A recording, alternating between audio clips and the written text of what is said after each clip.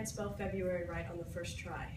Watching me try to spell is like grimacing at a broken lawnmower, chugging along, leaving patches of upturned dirt and depressing grunts from the mower. It takes me a couple of sad seconds to decipher a B from a D, and the word Wednesday is my ultimate nemesis, not to mention the word nemesis itself.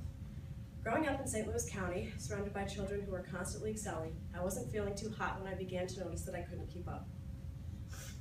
Throughout elementary school, kids were heading off to gifted classes, and I was tripping over my own words and overgrown feet in gym class. In middle school, I had to carry around a keyboard that corrected my horribly strung letters and basically screamed, "I'm still mentally a fourth grader," to every boy I desperately wanted to notice me. When I was told there was a word for the reason I never made it past the first round in the fourth grade spelling bee, I wasn't relieved. That's probably because dyslexia sounds more like a urinary disease than a slight disability of the brain. When my teacher suggested I see a professional about my bats magically turning into dats, I felt even more isolated from the kids in my grade.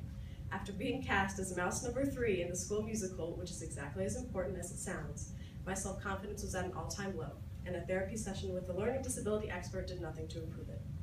Sitting in the obnoxiously comfortable chair in the therapy office did not have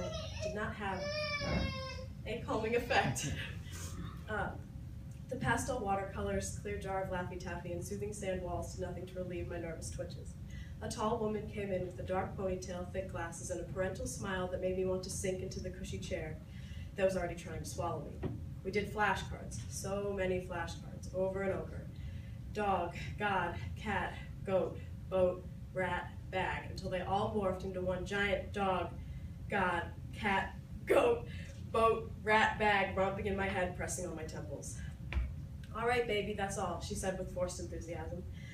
I'll never forget that she called me baby like I actually was one, screaming at someone to change my diaper by way of gaping hesitations and enunciating kindergarten-level words. To justify myself that I was no child, I stayed silent and stared at her after it was over, with what I thought was a menacing teenage glare forced in my youthful blue eyes. "It's not that bad," she said, "but it's there." She called my parents and the results were in. I had a mild case of dyslexia. The word itself alarmed me at first when I saw it written down, because I thought it said dyslexia. And being in the fourth grade, I'd never seen the word, only heard it whispered by the bad kids in my grade, and then I grimaced at the realization that my confusion cemented the actuality of the learning disorder. I was placed in special school district, but my grades were fine, so no one worried, and I was taken out after the 8th grade. I also conveniently forgot my keyboard at home until my teachers forgot I had one. Then, as my education progressed, I began to realize that people telling me that I was supposed to be bad at something only made me want to be the best at that thing. I'm a bad reader. Well, I read everything I could get my hands on and was placed in advanced English courses. I can't read out loud. I tried out for school plays and got leading roles. I'm defective because I can't spell special on the first try. Tell that to my Lexile score. Hurdles, mental or physical, are made to be jumped over. Being diagnosed with dyslexia was no gift, but working to overcome my setbacks has led to the discovery of what I love most, theater and books. I learned that every time I'm shoved back, that is an opportunity to get up and briskly surpass whatever got me down. Living in St. Louis, I have been given many opportunities to help with my disability, and I wouldn't be where I am now without the support of my school community. I've met the greatest people from all over St. Louis that have helped me grow into the person I am today.